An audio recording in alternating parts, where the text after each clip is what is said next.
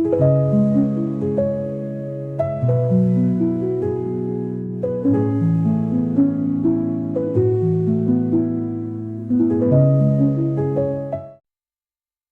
ayer y hoy me han escrito aproximadamente 10 entre ex pastores y unas 6 esposas de pastor, todas ratificando de una forma u otra lo que dijimos en los 2 videos anteriores, donde hablamos de esa camisa de fuerza que se llama iglesia o denominación o estructura jerárquica. Para los que no me conocen, una de mis aficiones, porque no puedo considerarme profesional ni mucho menos, es leer economía. De hecho, he leído a Hayek, he leído a Kaiser, he leído un montón de economistas que a mí me interesan.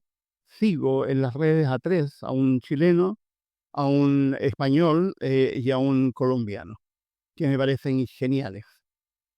Hayek dice en uno de sus libros, El camino de incertidumbre, si los socialistas supieran de economía, no serían socialistas. No vamos a entrar en ese tema porque es muy amplio. Quiero parafrasear a Hayek.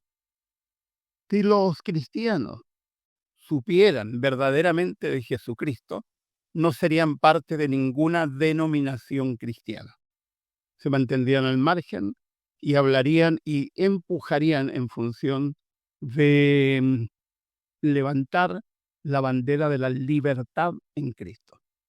Concuerdo con uno de los economistas que sigo, que es un economista colombiano, que dice que el centro fundamental de la economía es buscar la libertad del ser humano. Y todos aquellos procesos económicos o ideas económicas que restringen la libertad no son viables, como el socialismo, el comunismo y todas esas estructuras, incluyendo los conceptos que introdujeron los jesuitas a lo largo de la historia y que han significado simplemente restringir la libertad humana. ¿Qué hacen las denominaciones? ¿Qué hacen las iglesias? Restringen, limitan la libertad de los seres humanos. Hacen que los seres humanos se subyuguen, se sometan a ideas, a ideología, porque hay unas ideas que dejan de ser ideas y se convierten en ideologías, en doctrinas de dudosa procedencia, en prácticas que no tienen absolutamente nada que ver con Jesús, en ocuparse de cuestiones externas como la ropa, el pelo, en la manera de comportarse de manera externa y despreocuparse del tema central de la Escritura, que es la libertad. Tengo aquí en la pantalla al lado la Biblia, el apóstol Pablo en Gálatas capítulo 5:1. La primera frase me parece genial. Cristo nos libertó para que vivamos en libertad. Una sola frase. Cristo nos libertó para que vivamos en libertad. Cuando a ti te piden que renuncies a tu conciencia y aceptes lo que una estructura jerárquica te dice que debes aceptar, estás negando la libertad que Jesucristo te ha conseguido. Cuando a ti te dicen que por el bien de la misión, por el bien del grupo, debes callarte y dejar tu conciencia aparcada, están privándote de tu libertad. Cuando a ti te dicen que no tienes derecho a disentir ni opinar distinto a lo que opina la cúpula de la jerarquía de esa denominación, porque siempre es una cúpula jerárquica, estás renunciando a la libertad que ganó Jesucristo para ti. Cuando a ti te dicen que tus recursos no son tus recursos, que tienes que darlos a la, entre comillas, iglesia, que tienes que pagar un impuesto llamado diezmo que no tiene fundamento bíblico. Si ustedes leen la historia de Israel, no tiene fundamento, no se condice con lo que se hace habitualmente. Pero ese es otro tema. En mi canal pueden encontrar un tema de 1 hora donde explico con detalle de que el diezmo no tiene nada que ver con la práctica que introdujo la iglesia medieval de diezmar. De hecho, en el Antiguo Testamento es un impuesto. que se pagaba una vez al año y que tenía como fin ayudar a los huérfanos, a las viudas, a los extranjeros, a los pobres.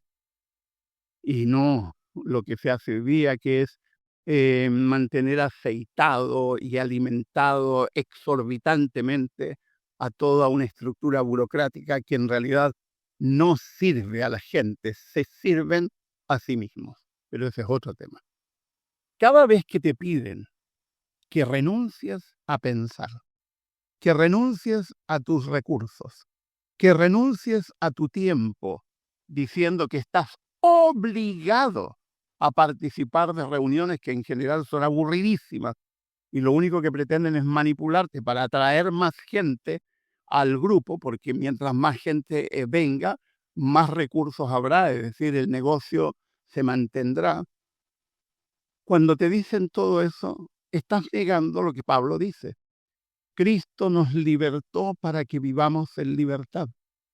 Cristo nos libertó para que no tengamos ningún yugo. La segunda parte del versículo, el apóstol Pablo dice, por lo tanto, manténganse firmes y no se sometan nuevamente al yugo de esclavitud. Ese manténganse firmes, manténganse alertas, no permitan que otras personas los subyuguen, porque al único al cual debemos someternos es al Señor, no al señor Pérez, al señor Urrutia, al señor llame Wilson o lo que sea, individuos, la mayoría de ellos sin vergüenza, sino a Jesús, el único Señor al cual deberíamos someternos. El apóstol Pablo, manténganse firmes, no se sometan nuevamente al yugo de la esclavitud. Ser cristiano implica entender quién es Jesús. Y quien conoce a Jesús no necesita ninguna denominación, ninguna estructura, ninguna iglesia, ninguna liturgia, ningún grupo que te diga lo que tienes que hacer para mantenerte ligado a Jesús.